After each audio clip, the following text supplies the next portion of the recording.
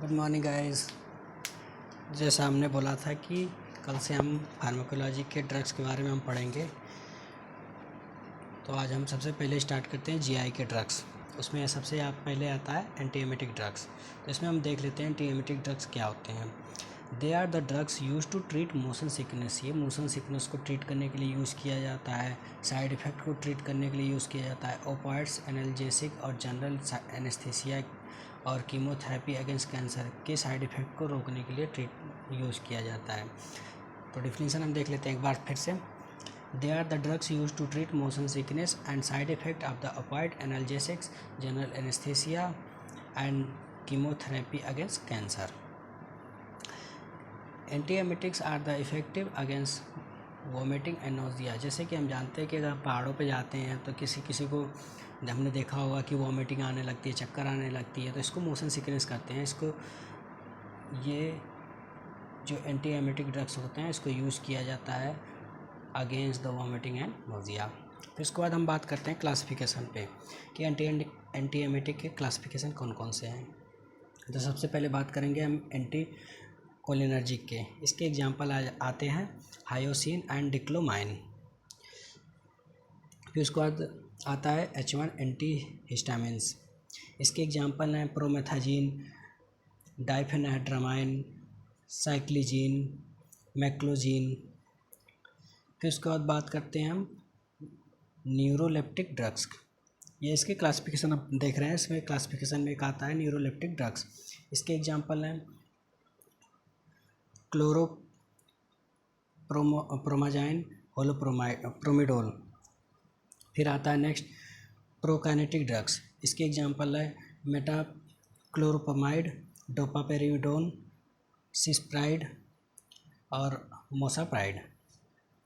फिर उसके बाद आता है 5-HT एंटागोनिस्ट, जो कि सबसे इम्पॉर्टेंट है।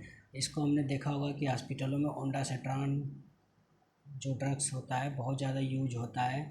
ये 5-HT3 एंटागोनिस्ट के क्लासिफिकेशन का ड्रग्स है, जो कि सबसे ज़्यादा यूज होता है हॉस्पिटल में, ओंडासेट्रान।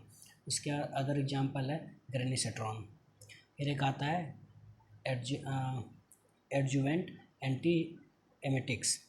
इसके एग्जांपल है डेक्सामेथासोन, कैनाबिनाइड्स। फिर उसके बाद हम देख लेते हैं इसके कंट्राइंडिकेशन कि एंटीएमेटिक के क्या कंट्राइंडिकेशन है।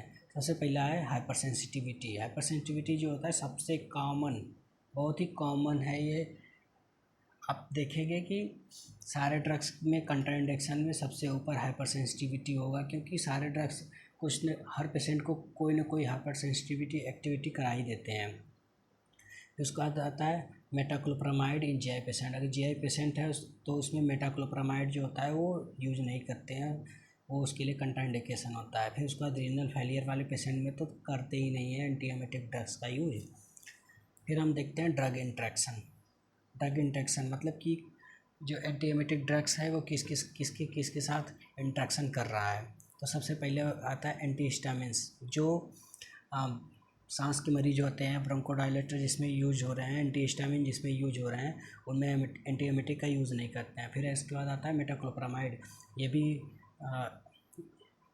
ड्रग इंट्रैक्शन कॉज कराता है। फिर आता है depressant and sedative drugs. Depressant और सेडेटिव वाले पेशेंट में भी हम एंटीएमेटिक ड्रग्स का यूज़ नहीं करते हैं, क्योंकि उनके अलग एंटी डिप्रेसेंट और एंटी सेडेटिव ड्रग्स जो चल रहे होते हैं उसके साथ ये एंटीएमेटिक ड्रग्स का कंट्राइंडिकेशन है, इसलिए हम यूज नहीं करते उसका। तो आज हमने क्या क्या पढ़ा एंटीएमेटिक ड्रग्स के बारे में, उसके डिफिनीशन देखा, हमने क्लासिफिकेशन देखा। क्लासिफिकेशन की इसकी 6 क्लासिफिकेशन है।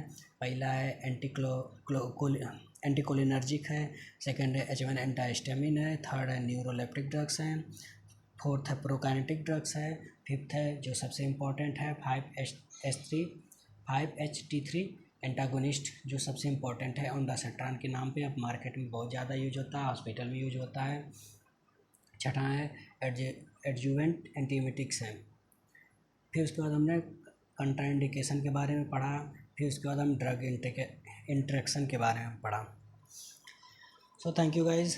अगर आपको वीडियो अच्छी लगी हो तो लाइक करें, शेयर करें, सब्सक्राइब करें, अपने दोस्तों में ज़्यादा से ज़्यादा शेयर करें ताकि सभी तक ये वीडियो पहुंच सके। Thank you.